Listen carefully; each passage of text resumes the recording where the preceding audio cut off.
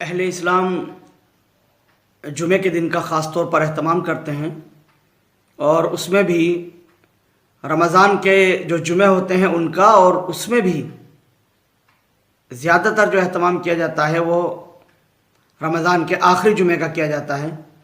اس سے پہلے کہ ہم بات کریں کہ آخری جمعہ رمضان کا اس کی کیا حیثیت ہے، شریعت میں اس کا کیا مقام ہے، ہم بات کرتے ہیں جمعے کی کہ عام طور پر عام دنوں میں، کھلے دنوں میں، یعنی رمضان کے علاوہ جمعے کا اسلام میں کیا مقام اور کیا مرتبہ ہے۔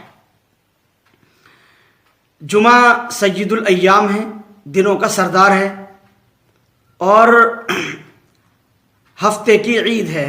جیسے سال کے اندر دو عیدیں اللہ سبحانہ و تعالیٰ نے ہمیں عطا فرمائی، عید الفطر اور عید الاضحیٰ، اسی طرح سے جمعے کا دن ہر ہفتے کی عید ہے۔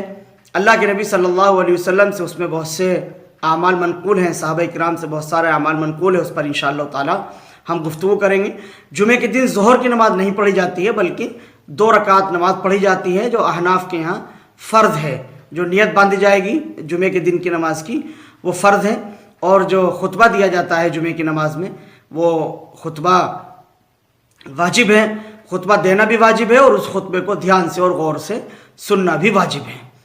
اسی طرح سے مسنونات میں سے یہ بھی ہے کہ نماز جو جمعے کے دن جو نماز پڑھی جاتی ہے اس کو مکمل طور پر پڑھا جائے، یعنی 6 رکعت نماز بعد کی بھی ادا کریں، یہ زیادہ بہتر ہے۔ 4 رکعت نماز سنت ایک سلام سے، اور بعد میں 2 رکعت سنت ایک سلام سے، اس طرح سے 6 رکعتیں بعد میں ادا کریں، اس کا بھی اہتمام کیا جائے۔ یہ بھی جمعے کے دن کی گویا کہ ایک اعتبار سے خصوصیت ہے۔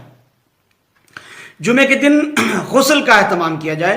اللہ کے نبی صلی اللہ علیہ وسلم سے جمعے کے دن غسل کا اہتمام کرنا ثابت ہے۔ یہ جو غسل کیا جائے گا، یہ غسل نماز جمعہ کے لیے ہے یا جمعے کے دن کے لیے ہے، یہ بھی ایک اہم بات ہے۔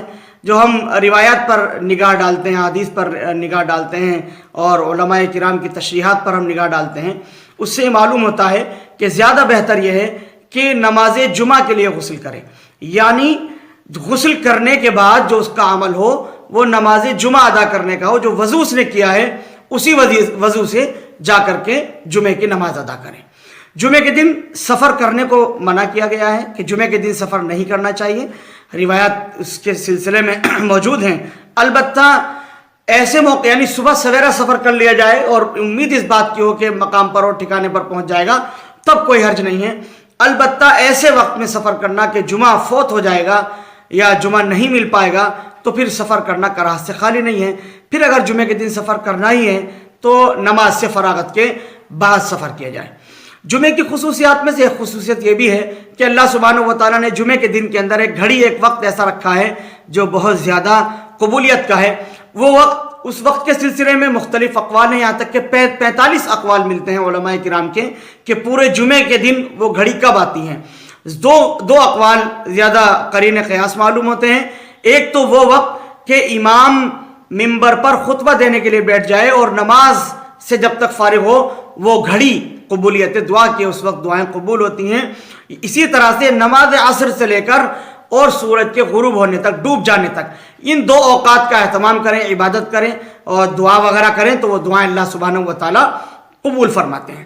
اسی طرح سے جمعے کے دن کی خصوصیات میں سے یہ بھی ہے کہ کثرت کے ساتھ درود پیش کیا جائے۔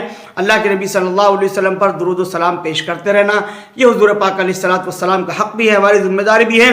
جمعے کے دن خاص طور سے درود و سلام کا نذرانہ پیش کیا جائے، اس کا اہتمام ہو۔ آپ صلی اللہ علیہ وسلم مسواک کا کثرت سے اہتمام فرماتے تھے۔ جمعے کے دن خاص طور پر زیادہ سے زیادہ اہتمام کیا جائے کہ مسواک زیادہ کی جائے۔ مسجد کے اندر جلدی جانا، ممبر سے قریب بیٹھ جانا، اور جو ہے جب تک امام خطبے کے لیے نہ آ جائے اس وقت تک ذکر و دعا وغیرہ میں مشغول رہنا، یہ بھی اسی طرح سے مسنونات ہیں۔ جمعے کے دن سورہ کہف کی تلاوت کرنا، یہ بھی جمعے کے دن کا خاص عمل ہے۔ جمعے کا جو دن ہے وہ جیسا کہ میں نے عرض کیا کہ وہ سید الایام ہیں، حتیٰ کہ عیدین کے جو دن ہیں ان دنوں سے بھی زیادہ بہتر دن جمعے کا دن ہے۔ البتہ بعض فقہاء اور بعض علماء کی رائے یہ ہے کہ یوم عرفہ جمعے کے دن سے افضل ہیں۔ تو معلوم یہ ہوا، اس سے اندازہ کر سکتے ہیں کہ جمعے کے دن کی کس قدر فضیلت ہے۔ اسی جمعے کے دن بہت کثرت کے ساتھ میں گناہ معاف کیے جاتے ہیں۔ جو لوگ جمعے کی نماز کے لیے نکلتے ہیں ان کے اللہ سبحانہ و تعالیٰ گناہ معاف فرماتے ہیں۔ 1 سال روزے رکھنے کا اور 1 سال نماز پڑھنے کا ان کو ثواب دیا جاتا ہے۔ جمعے کے دن جہنم دہکائی نہیں جاتی، جبکہ ہفتے کے باقی 6 دنوں میں ہر دن جہنم دہکائی جاتی ہے۔ اپنے جسم کی زیبائش و آرائش کرنا، بہتر کپڑے، جو اچھے کپڑے ہوں وہ کپڑے پہننا، یہ بھی جمعے کے دن کی خصوصیت، اس کا اہتمام کیا جائے۔ جیسا کہ میں نے عرض کیا، یہ وہ تمام خصوصیات ہیں جو ہر جمعے کو، ہر ہفتے جو جمعہ آ رہا ہے وہ اللہ سبحانہ و تعالیٰ نے ہمیں اس کے اندر عطا کیے ہیں۔ پوری احادیث کے ذخیرے میں اور علماء کرام کی کتابیں جو ہم نے مطالعہ کی، اس پورے ذخیرے میں کہیں پر بھی یہ بات نہیں ملتی ہے کہ رمضان کے جمعے کی کوئی خاص اہمیت اور کوئی خاص فضیلت ہے۔ جمعے کے دن کی رمضان کے اندر آنے سے کوئی خاص فضیلت نہیں بڑھ جاتی ہے۔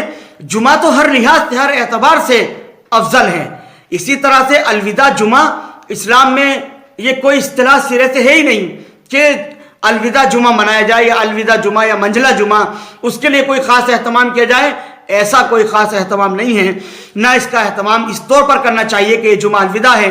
جب اللہ سبحانہ و تعالیٰ نے ہر جمعہ ہمیں اتنی فضیلت کے ساتھ عنایت فرمایا ہے تو ہمیں ہر جمعے کا اہتمام کرنا چاہیے۔ جو مسنونات عرض کیے گئے ان مسنونات کا اہتمام کرنا چاہیے، اور یہ خاص طور پر یہ سوچنا کہ الوداع جمعے کی کوئی خاص اہمیت، کوئی خاص فضیلت ہے، ایسا ہرگز نہیں ہے۔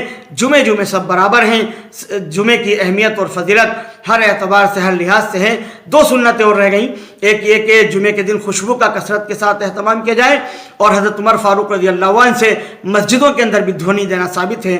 جمعے کے دن خاص طور پر دھونی دی جائے خوشبو کی۔ ان چیزوں کا اہتمام کریں گے، ہر ہفتے کریں گے تو جمعے کے یہ تمام کے تمام فضائل ہمیں حاصل ہوں گے۔ رواجی دین نہیں جینا چاہیے، بلکہ جو چیز ثابت شدہ ہیں ان پر عمل کرنا چاہیے، اسی کا اہتمام کرنا چاہیے۔ اللہ سبحانہ و تعالیٰ صحیح سمجھ کی اور عمل کی توفیق عطا فرمائے۔